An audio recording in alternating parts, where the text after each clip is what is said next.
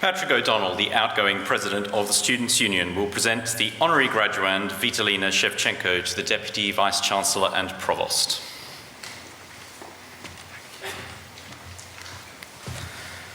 Deputy Vice-Chancellor and Provost, it's my honour to present to you Vitalina Shevchenko. Earlier this year, Vitalina was elected by her peers as chair of the Student Council at her university.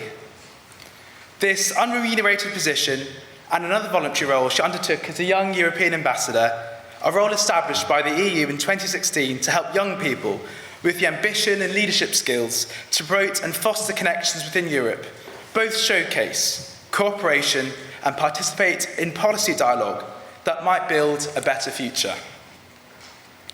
As Student Council Chair, like her contemporaries across Europe and the world, she hoped to advocate for students' rights, nurture academic prowess, and naturally host a fun range of social events. Vitalina had clear ideas and aspirations, driven by a real passion to ensure students achieve their potential at her university, the National University of Kharkiv, on the northeastern border of Ukraine. Shortly after commencing her term of office, Russia invaded Ukraine. Kharkiv was one of the first cities to face the horrors of military shelling and human suffering during a sustained 20-day attack. And by the 22nd of March, the university announced there were no longer any university buildings left intact. Vitalina's role and responsibilities to her student community had radically changed in the space of just a few short weeks. With the university destroyed so brutally and suddenly, Vitalina's new priority was to help guide students to a place of safety.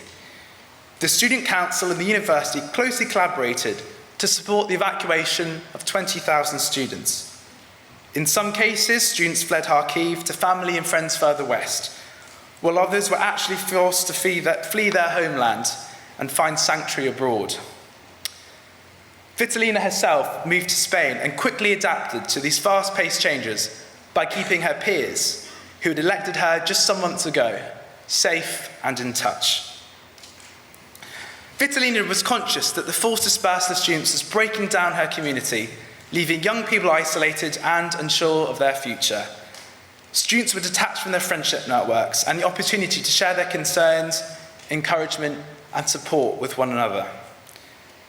As Vitalina set about helping students to take passage to safety, she also made it a personal mission to keep them connected, to preserve the sense of Kharkiv student identity and community, by employing a variety of digital tools to map and monitor students, personally checking in on members of the displaced student community and sharing people's status. Vitalina was able to deliver critical updates at such a vital time. And to do all of this, to reinvent your vision and ambitions, to support with such strength of character and such focus on the needs of your peers is incredible.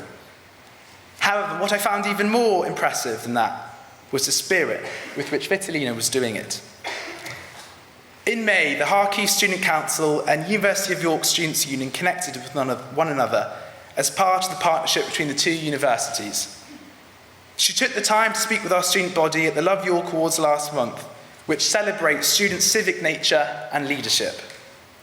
In an inspiring speech, Vitalina challenged York students to make sure they don't forget how war is affecting students across the world, to make sure that one day we could share our traditions together, but for now, to enjoy and value the student lives that we have.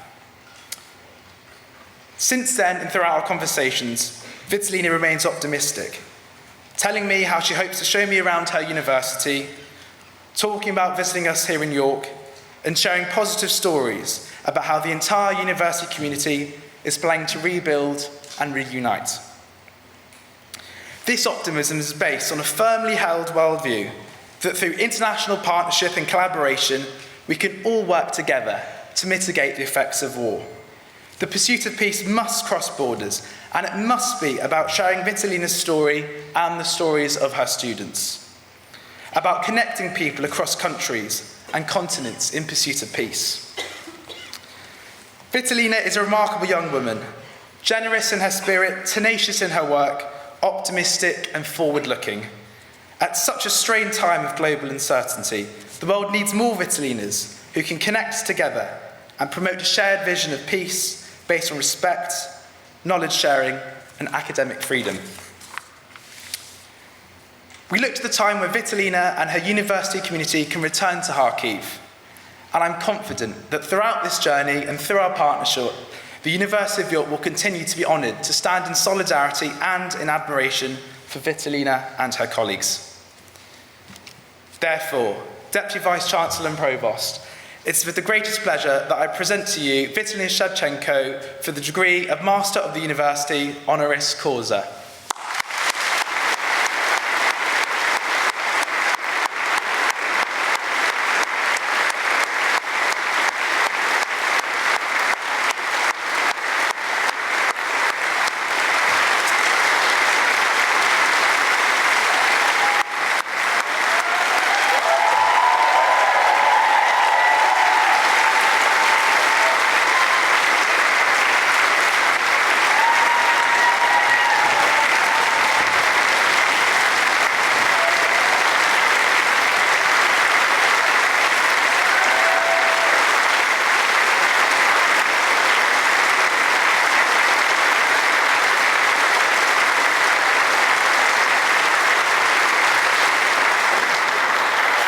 Through the power vested in me by the University of York, it is with extreme pleasure that I confer upon you the degree of Master of the University honoris causa.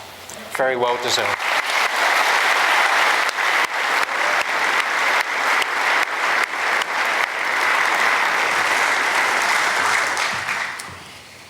Thank you, everyone. It's my great pleasure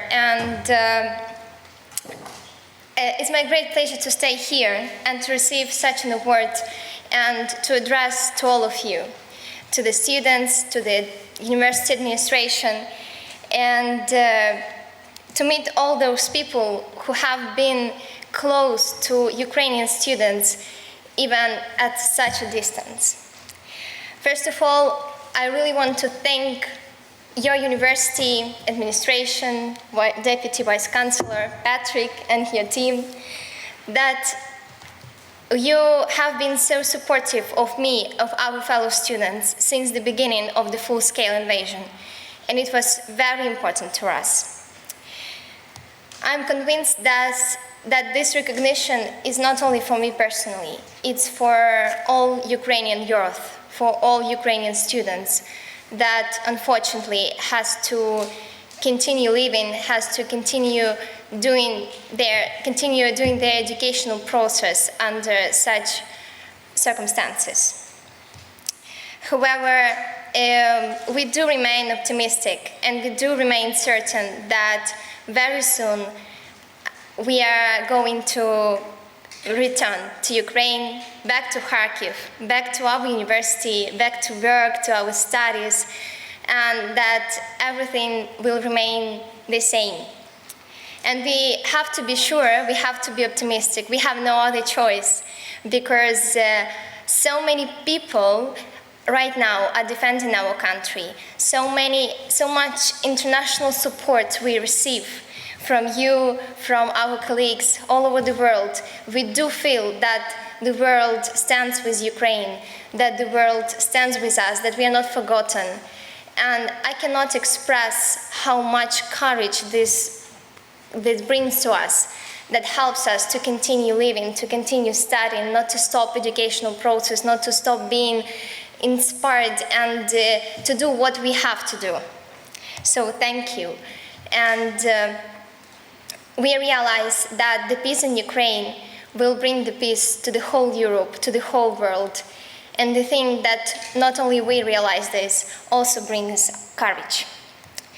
And these are tremendously challenging times, but it is comforting to have these moments of celebrating and to connect with the students who may not be experiencing such a crisis. However, they share the same ambitions that students in Ukraine, to learn as much as they can and to be able to contribute not only to your personal career success, but also to contribute to the development of your country and the world.